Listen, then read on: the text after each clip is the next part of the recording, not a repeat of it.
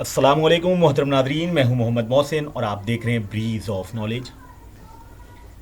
یہ 1472 کا حج تھا۔ بہت سارے لوگ دنیا کے گوشے گوشے سے اس قریے کی جانب کھینچے چلے آئے تھے جہاں رب کی بے بہا رحمت چھما چھم برستی ہے۔ ہر لب پر لبیک اللہم لبیک کی صدائیں تھیں۔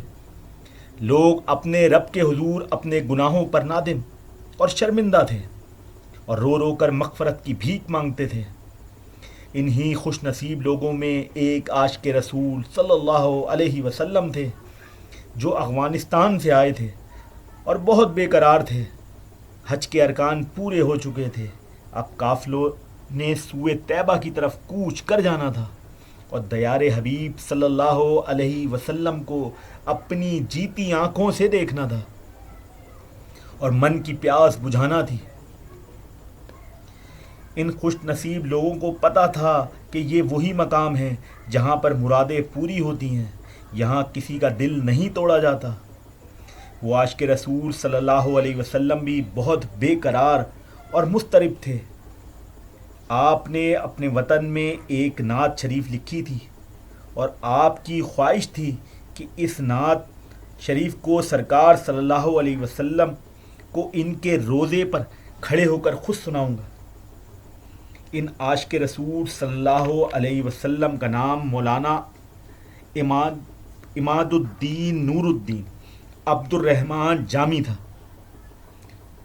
آپ قصبہ خرجرد میں بروز بدھ 23 شعبان المعظم 817 بمطابق 7 نومبر 1414 کو بوقت عشاء افغانستان میں پیدا ہوئے۔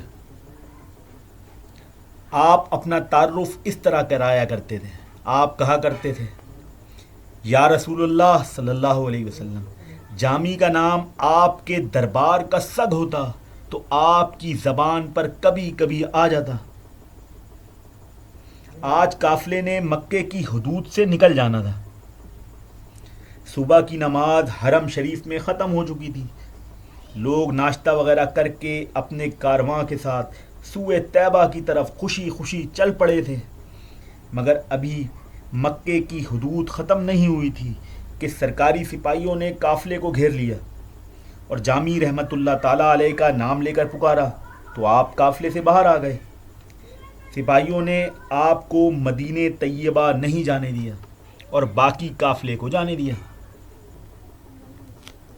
ادھر امیر مکہ کو خواب میں نبی کریم صلی اللہ علیہ وسلم کی زیارت ہوئی اور آپ صلی اللہ علیہ وسلم نے ارشاد فرمایا، اس کو یعنی جامی کو مدینہ طیبہ کی جانب نہ آنے دینا۔ امیر مکہ نے ممانعت تو کرا دی اور مولانا جامی رحمت اللہ تعالیٰ علیہ عاشق رسول صلی اللہ علیہ وسلم تھے۔ ان کے دل پر عشق نبی صلی اللہ علیہ وسلم اس قدر غالب تھا کہ چھپ کر مدینہ طیبہ کی جانب چل پڑے۔ کچھ سیرت نگار لکھتے ہیں کہ قافلے میں ایک صندوق میں بند ہو گئے، لیکن پھر بھی امیر مکہ نے جانے نہ دیا، اور کچھ لکھتے ہیں کہ بھیڑوں کے ریوڑ میں ان کی کھال اوڑھ کر چلتے چلتے مدینہ طیبہ میں داخل ہونے لگے، پھر بھی انہیں نبی کریم صلی اللہ علیہ وسلم نے نہ آنے دیا۔ جب دوبارہ امیر مکہ کو نبی کریم صلی اللہ علیہ وسلم کی زیارت ہوئی اور فرمایا، جامی رحمت اللہ تعالیٰ علیہ کو میرے روزے پر نہ آنے دینا۔ جب اس نے یہ حکم سنا تو اس نے اپنے آدمی دوڑائے جو مولانا جامی رحمت اللہ تعالیٰ علیہ کو مدینہ منورہ کے راستے سے پکڑ کر لے آئے، اور امیر مکہ نے مولانا جامی رحمت اللہ تعالیٰ علیہ کو سختی سے جیل میں بند کر دیا۔ چنانچہ تیسری مرتبہ پھر امیر مکہ کو نبی کریم صلی اللہ علیہ وسلم کی زیارت نصیب ہوئی۔ آپ صلی اللہ علیہ وسلم نے فرمایا، جامی کوئی مجرم نہیں، بلکہ اس لیے اسے اپنے روزے پر آنے سے روکتے ہیں کہ اس نے کچھ اشعار لکھے ہیں جن کو وہ میری قبر پر کھڑے ہو کر پڑھنا چاہتا ہے۔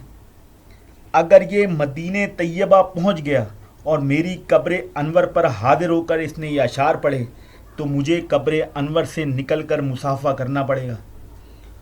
اور علماء کرام لکھتے ہیں کہ اگر سرکار صلی اللہ علیہ وسلم قبر انور سے تشریف لے آتے تو قیامت آ جاتی۔ چنانچہ امیر مکہ نے آپ رحمت اللہ تعالیٰ علیہ کو قید خانے سے نکالا اور بڑی عزت و تکریم کے ساتھ پیش آیا۔ وہ اشعار یوں ہیں: تنم فرسودہ جاں پارا ز ہجراں یا رسول اللہ، یعنی میرا جسم نکارا اور ٹکڑے ٹکڑے ہو گیا ہے آپ کی جدائی میں، اے اللہ کے پیارے نبی۔ میرا دل بھٹک رہا ہے اور دل کا پھول مرجھا چکا ہے گناہوں کے بوجھ سے، اے اللہ کے پیارے نبی۔ تو محترم ناظرین، آج کی ویڈیو کے لیے اتنا ہی۔ اگر ویڈیو پسند آئے تو اسے لائک اور شیئر ضرور کریں، اور اگر میرے چینل پر نئے ہیں تو اسے سبسکرائب کر لیں۔ ملتے ہیں اگلی ویڈیو میں، شکریہ۔